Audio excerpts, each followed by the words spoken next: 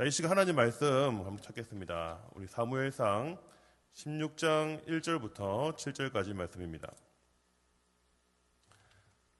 사무엘상 16장 1절부터 7절까지의 말씀을 우리 한 절씩 교독하시고 마지막 절은 함께 읽도록 하겠습니다.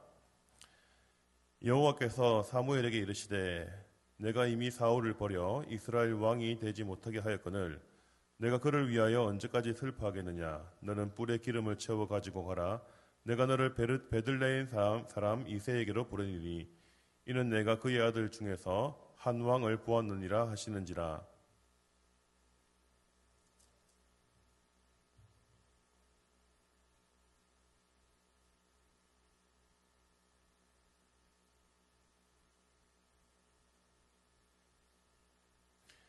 이새를 제사에 청하라. 내가 내게 행할 일을 가르치리니 내가 내게 알게 하는 자에게 나를 위하여 기름을 부을지니라.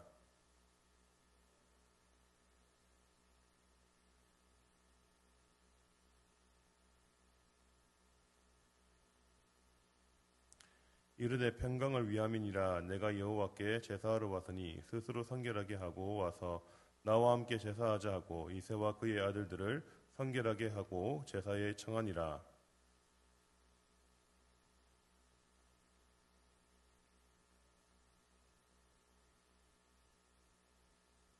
함께 읽겠습니다. 여호와께서 사무엘에게 이르시되 그의 용모와 키를 보지 말라.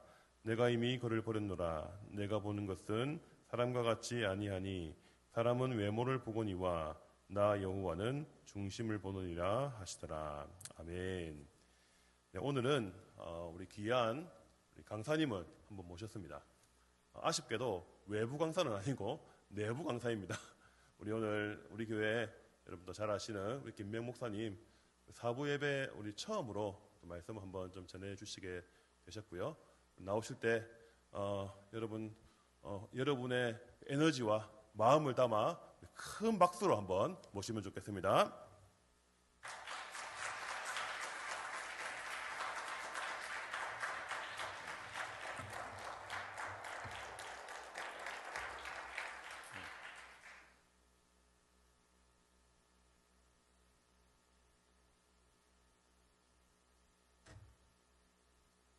올리겠습니다. 네, 축복합니다. 오늘 청년부 예배 목사님 말씀처럼 처음 왔는데요. 오늘 여러분과 함께 말씀을 나누게 되어서 너무나도 기쁜 그런 긴장되는 마음이 있습니다. 이 시간 말씀을 통해서 하나님을 더 깊이 알아가는 우리 모두가 되기를 소망합니다. 할렐루야. 반응이 없다고 절대 당황하지 말라고 하시더라고요. 네, 그래서 열심히 하도록 하겠습니다. 옆에 분들 보면서 인사 한번 하겠습니다.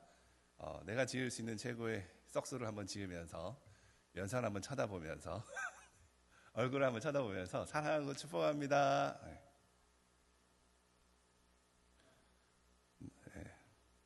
오늘 이 시간 하나님의 사랑과 은혜가 우리 모두에게 가득히 흘러가기를 소망합니다. 네, 오늘 저는 여러분에게 한 가지 이야기를 시작으로 말씀을 전하고자 합니다. 한 여성이 미국의 유명한 베벌리 힐스에 고급 명품 매장에 들어갔습니다. 하지만 그녀의 차림은요, 매장 분위기와는 사뭇 달랐습니다. 짧은 치마에 반짝이는 부츠, 그리고 싸구려 티가 나는 지나치게 화려한 메이크업과 그리고 강렬한 향수까지 이 고급스러운 정숙함이 흐르던 매장 안에서 그녀는 마치 다른 세계에서 온 사람처럼 보였습니다. 그녀의 이름은요, 비비안이었습니다. 비비안은 전 세계적으로 유명한 미국의 길거리, 즉 명품 매장이 가득 찬 길거리에서 어느 한 명품 매장에 들어가 옷을 사려고 했던 것입니다. 하지만 이 평범한 옷차림, 그리고 오히려 이 싸구려 같은 스타일의 옷차림을 하고 있는 이 비비안을 매장의 직원들은 그렇게 곱지 않은 시선으로 바라봅니다. 비비안은 조심스럽게 말합니다. 이 드레스를 좀 보고 싶은데요 라고 말입니다. 하지만 돌아오는 직원의 대답은요, 싸늘하기만 합니다. 죄송한데요, 여긴 당신이 올 곳이 못 됩니다. 우리 매장엔 당신이 살만한 건 없어요 라고 말을 합니다. 비비안은 옷을 사기 위해 명품 매장을 찾았지만 그녀의 외모와 옷차림은 부자 고객의 전형적인 모습이 아니었던 것이죠. 직원들은 그녀를 무시했고 물건을 살 의사가 있다는 말에도 당신이 살 만한 건 없다라는 말을 남기면서 쫓아보냈습니다. 하지만 이야기는 여기서 끝나지 않습니다. 다음 날 그녀, 즉 비비안은 고급스러운 옷차림으로 변신한 뒤에 다시 어제 방문했던 명품 매장을 다시 찾아갑니다. 비비안은 세련된 드레스와 그리고 아름답게 꾸민 외모로 들어서자 직원들은 어제와는 전혀 다른 태도를 보이기 시작합니다. 그녀를 무시했던 직원들이 갑자기 친절해지고 그녀를 VIP 고객처럼 대하면서 매장의 최고급 옷들을 보여주려고 애를 씁니다. 그러자 비비안은 자신을 대놓고 무시하고 쫓아냈던 직원을 바라보며 내가 어제 이 매장에 왔던 게 기억나지 않느냐며 물어봅니다. 그러면서 어제 당신의 행동은 아주 큰 실수였다고 말하면서 나는 다른 명품 매장으로 가서 큰 쇼핑을 할 것이라고 말을 하고 매장 밖으로 나옵니다. 여러분, 어제까지만 해도 손님으로조차 인정받지 못하던 그 비비안이 단 하루 만에 특별한 대접을 받게 되었던 이유가 무엇이었을까요? 이유는 단 하나였습니다. 바로 겉모습이 변화되었기 때문입니다. 그리고 제가 방금 말씀드린 이 이야기는 영화 프리터 우먼에서 나온 한 장면입니다. 이 영화의 이 장면은 이후에 프리티 우먼 효과라는 이름으로 불리게 됩니다. 즉, 사람들은 외모와 옷차림만 보고 상대를 다르게 대하는 경향이 있다는 것이죠. 여러분, 그렇다면 이런 일은 영화 속에서만 벌어지는 일일까요? 아닙니다. 실제로도 사람들은 외모에 따라 다르게 대우받는 일이 많습니다. 심지어 같은 사람이 어떤 옷을 입고 있느냐에 따라 주변 사람들의 반응이 달라지기도 합니다. 즉, 사람들은 겉모습만 보고 상대를 다르게 대하는 그런 경향이 있다는 것이죠. 하지만 겉모습만 보고 사람을 판단하면 그 사람의 진짜 모습을 보지 못할 수도 있습니다. 어떤 사람은 옷차림이 초라해도요 마음이 따뜻한 사람일 수가 있고, 반대로 외모는 멀쩡해도 믿을 수 없는 사람일 수도 있는 것입니다. 이것이 바로 프리티 우먼 효과의 위험성입니다. 여러분, 제가 초량교회에 이제 온 지 한 3년째가 되어 가는데요. 제가 처음 초량에 이사를 왔을 때 좀 황당한 일이 있었습니다. 머리를 잘라야 할 때가 돼서 교회 근처에 보이는 제일 가까운 미용실에 들어갔던 적이 있어요.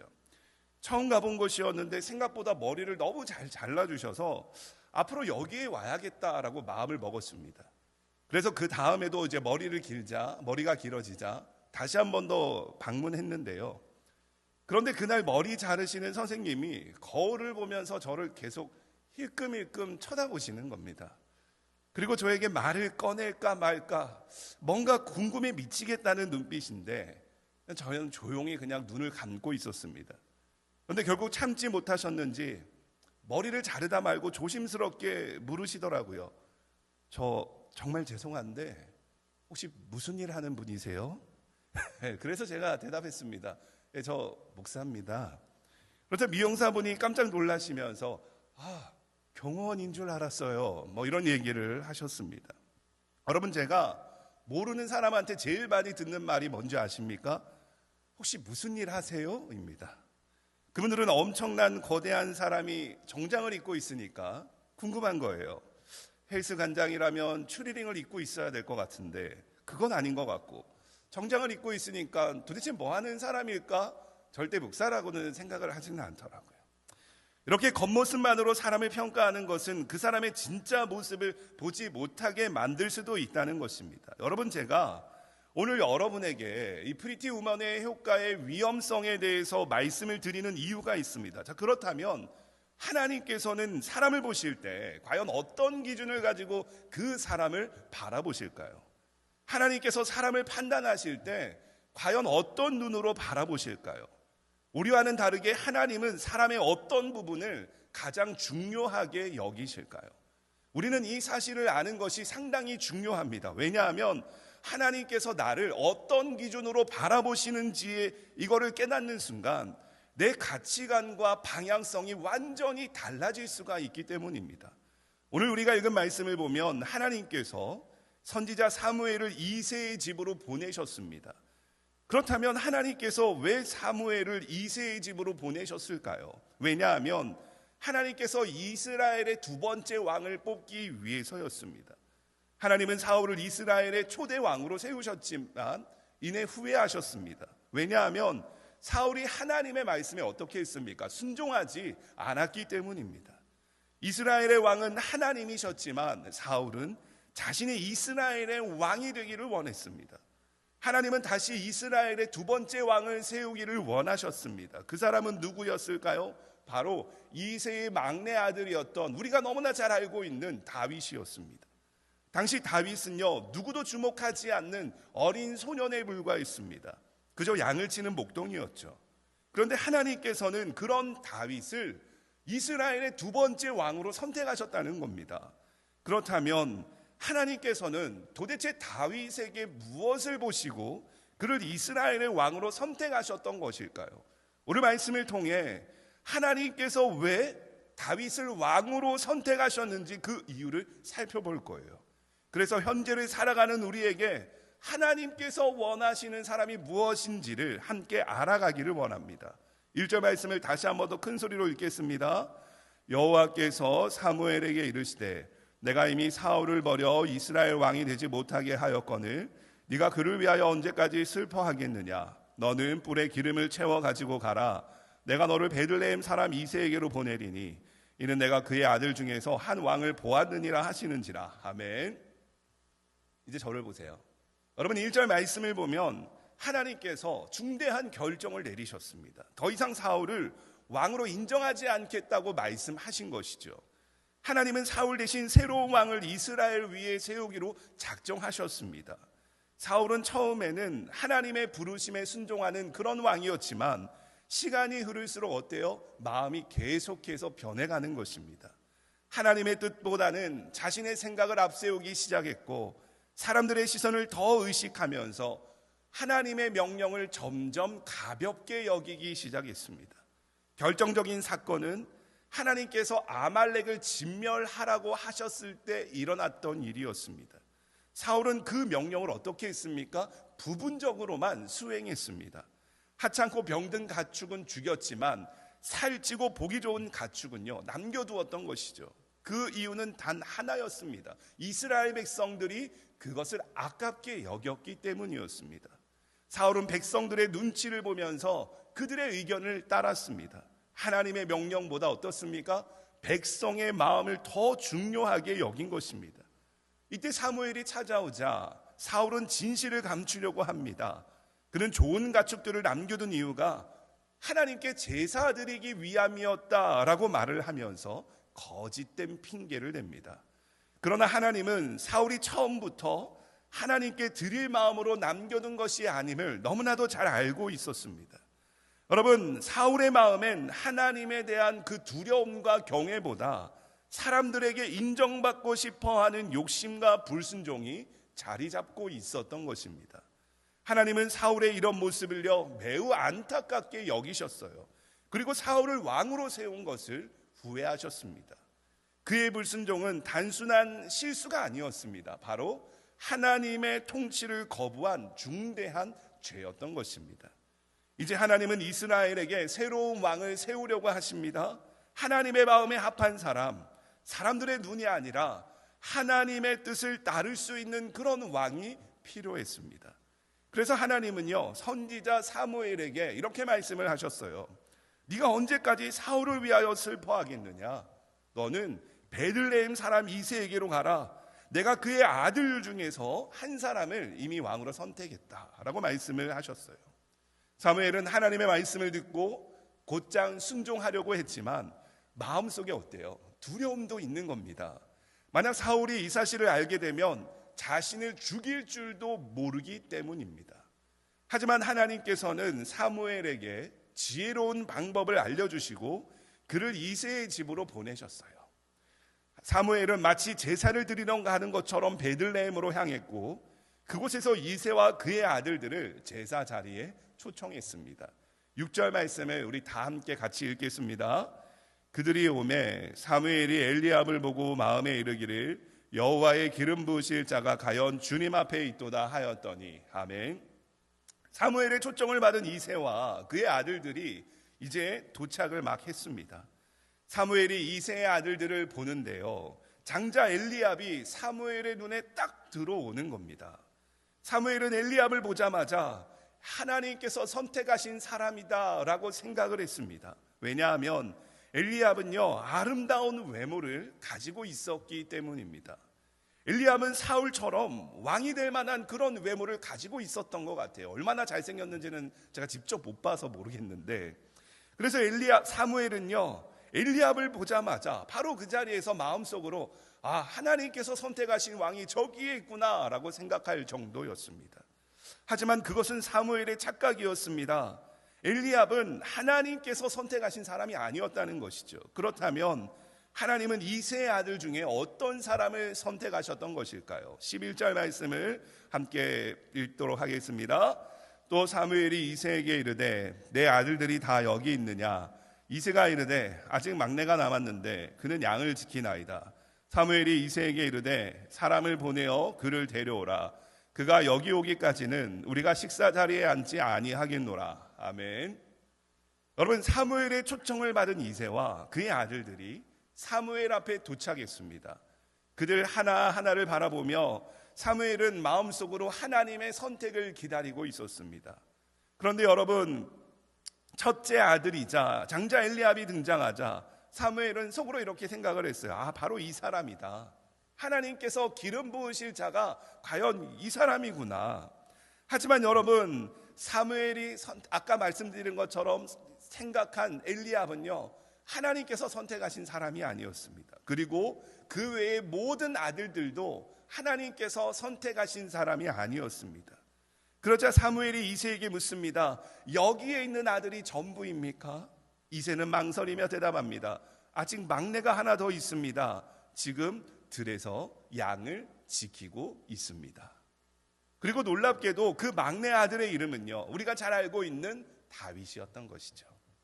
사무엘은 즉시 그를 불러오라고 말을 합니다. 그리고 다윗이 올 때까지 식탁에 앉지 않겠다라고 말을 합니다. 그렇다면 왜 이새는, 여기서 우리 한 가지 의문이 들지 않습니까?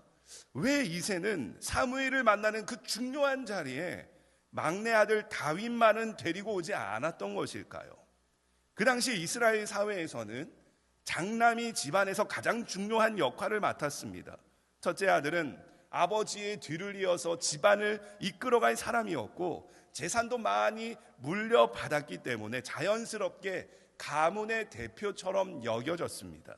그래서 집안에 이 중요한 손님이 오면 아버지를 도와서 함께 자리를 했던 것이죠. 그리고 가문의 중요한 결정이 있을 때에도, 집안의 중요한 결정이 있을 때에도 형들이 먼저 의견을 내는 것이 일반적이었습니다.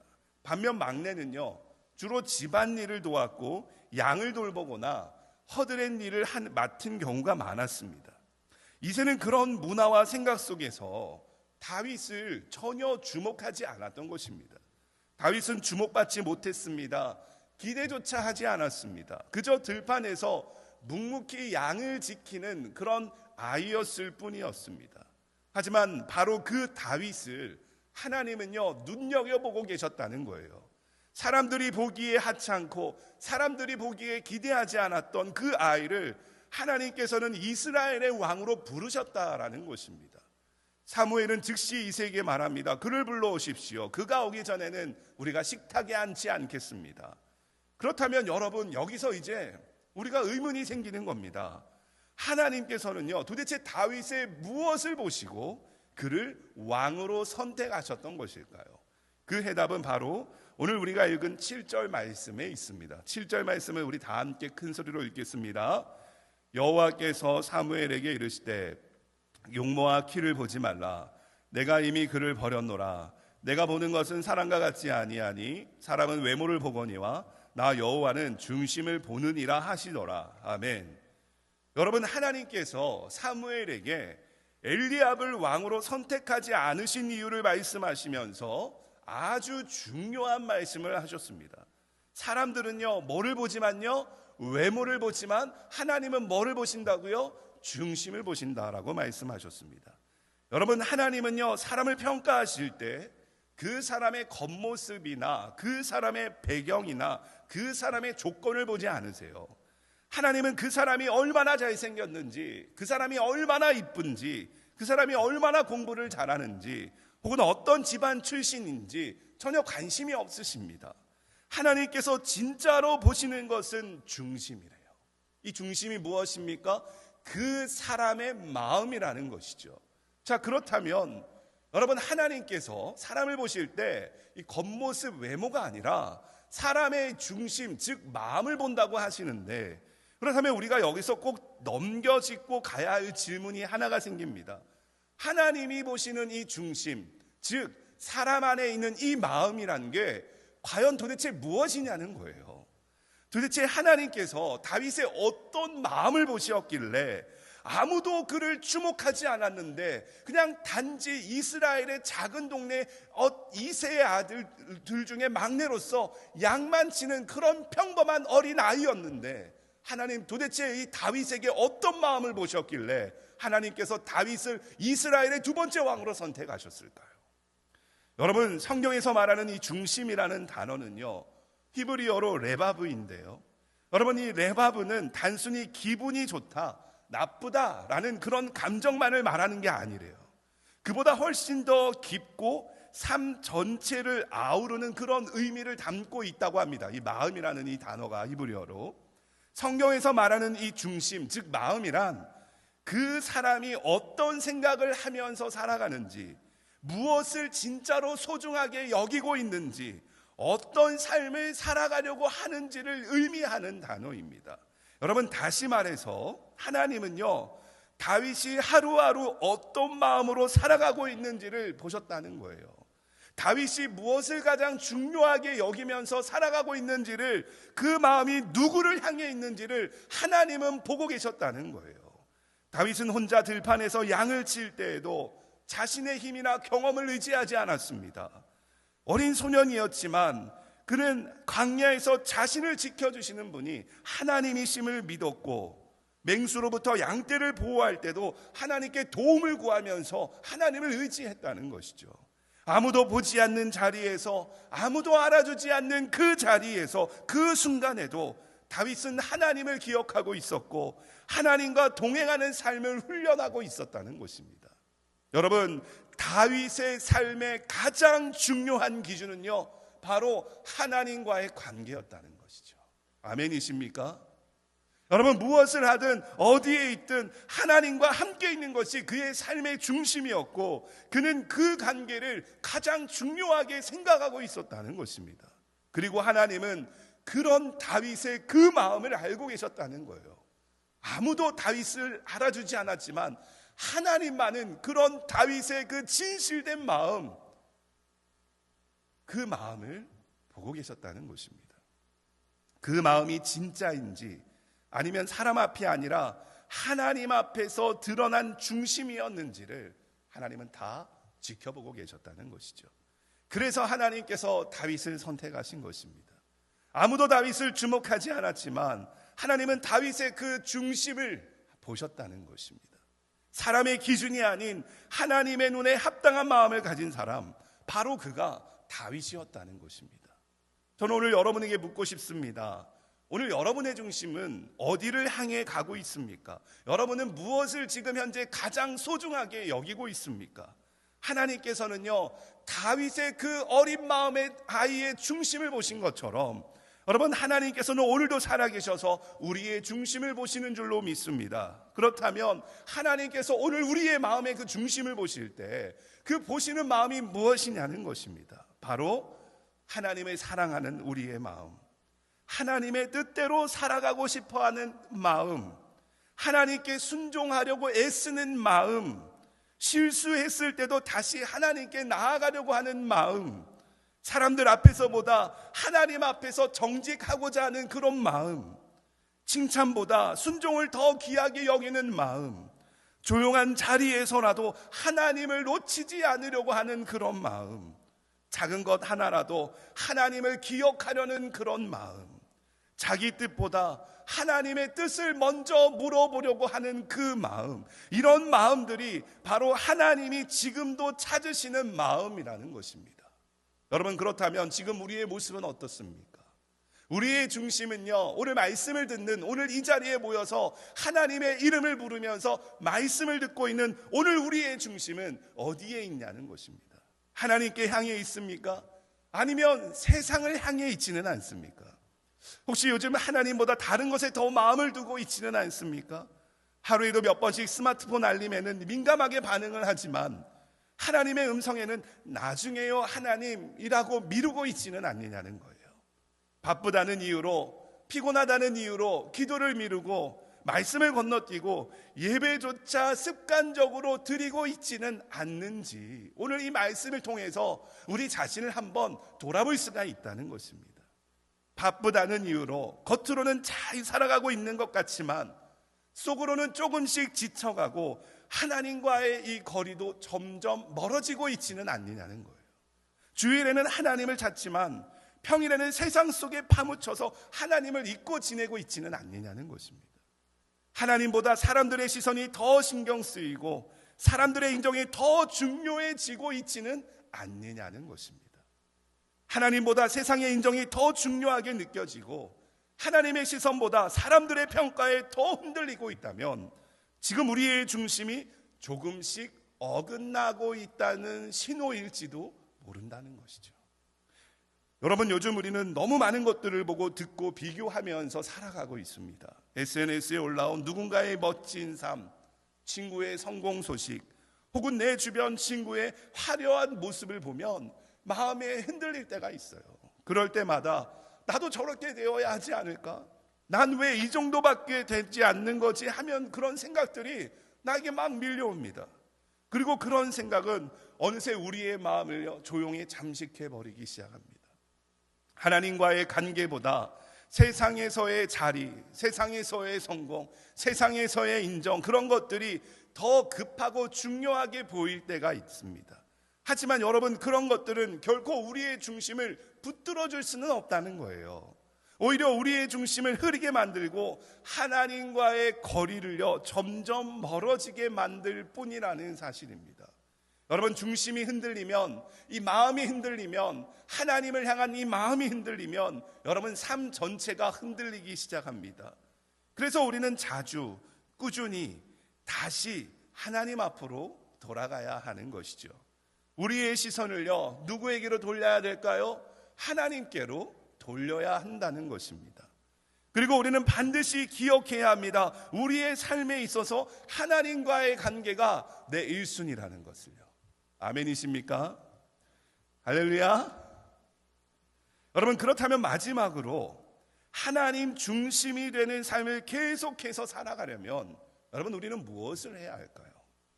여러분, 여행을 갈 때 꼭 챙겨야 하는 필수품이 하나가 있습니다. 그것이 무엇입니까? 바로 스마트폰 충전기입니다. 왜냐하면 여행을 가서 스마트폰으로 사진도 찍고 연락도 하고요, 또 지도로 길을 찾아야 할 때도 있습니다. 그런데 여러분, 그렇게 하다 보면 배터리가 어때요? 조금씩 계속 닳아갑니다.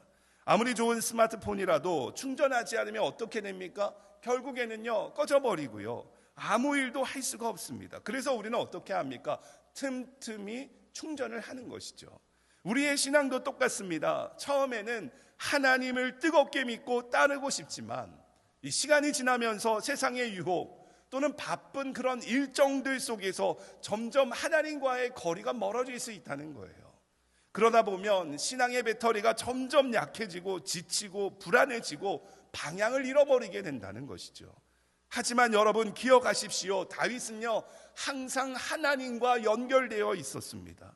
혼자 들판에서 양을 볼 때도, 도망자의 삶을 살던 그때에도, 어려운 순간에도, 심지어 죄악을 저질러서 하나님 앞에 죄악을 저질렀을 때에도, 여러분 그 어떤 순간에도 여러분 그는요 하나님을 붙들었다는 거예요.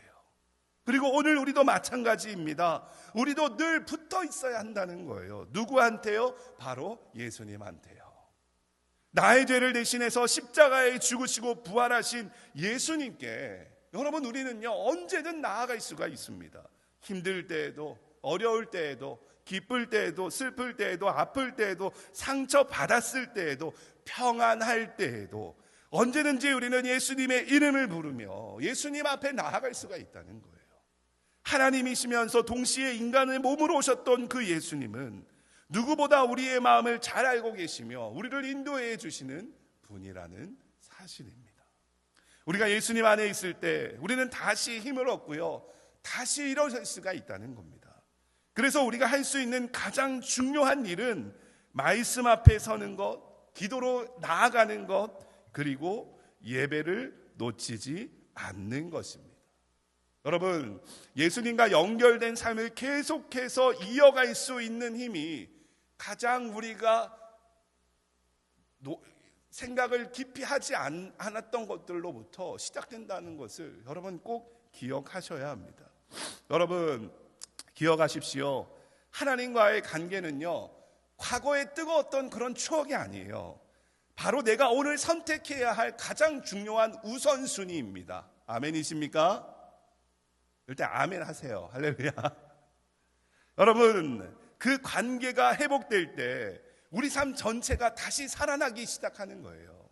하나님을 향한 우리의 중심이 하나님 앞에 바로 회복되기 시작할 때 여러분, 우리의 삶 전체가 다시금 살아나기 시작한다라는 것입니다. 여러분, 저는 오늘 이 시간, 오늘 한 가지 소망이 있습니다. 이번 한 주 우리 모두가 하나님께 더 가까이 나아가기를 축복합니다. 말씀과 기도와 예배에 최선을 좀 다해 보십시오. 형식이 아니라 마음을 담아서, 억지로가 아니라 하나님을 사랑하는 마음으로, 간절한 마음으로 하나님의 이름을 좀 불러보자는 것입니다. 그럴 때 하나님께서 분명히 우리에게 응답하실 줄로 믿습니다. 그리고 그분은 우리의 중심을 다시금 일으켜 세우실 것입니다. 말씀을 정리하겠습니다. 여러분, 다윗이, 하나님께서 다윗, 그 아무도 주목하지 않는 다윗을 주목하셨어요. 근데 그 다윗이 잘남이 아니라 다윗의 중심을 보셨습니다. 그 중심이 무엇입니까? 하나님과 함께 하려는 그 다윗의 중심. 오늘 하나님은 살아계셔서 다윗의 중심을 찾고 있습니다. 그 중심이 오늘 우리의 중심이 되기를 축복합니다.